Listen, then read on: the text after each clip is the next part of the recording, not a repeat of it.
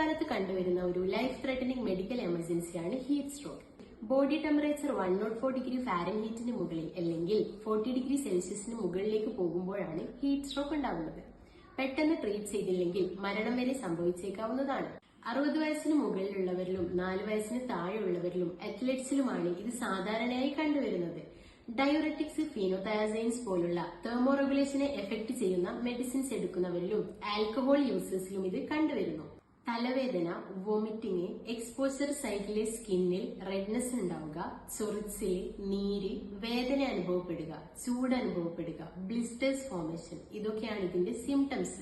Neurological മാനിഫെസ്റ്റേഷനായ tremors, confusion, loss of കോൺഷ്യസ്നെസ്സും കണ്ടുവരുന്നു.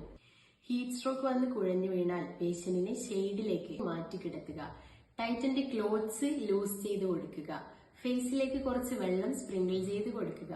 ബോഡി ടെമ്പറേച്ചർ കൂൾ ചെയ്യാൻ വേണ്ടി ഐസ് ക്ലോത്തിൽ റാപ്പ് ചെയ്ത് കക്ഷത്തിലും ഗ്രോയിൻ റീജിയനിലും വെച്ച് കൊടുക്കാവുന്നതാണ്. 11നും 3നും ഇടയിലുള്ള വെയിൽ കൊള്ളാതിരിക്കുക. ഓരോ അരമണിക്കൂറിലും ധാരാളം വെള്ളം കുടിക്കുക. SPF 30 അതിന് മുകളിലോ ഉള്ളതായ സൺസ്ക്രീൻസ് യൂസ് ചെയ്യുക. ലൈറ്റ് കളേർഡ് ക്ലോത്ത്സ് യൂസ് ചെയ്യുക. ഹീറ്റ് അക്ലിമാറ്റൈസേഷൻ, ഇതൊക്കെയാണ് ഇതിന്റെ പ്രിവെൻഷൻ മെത്തേഡ്സ്.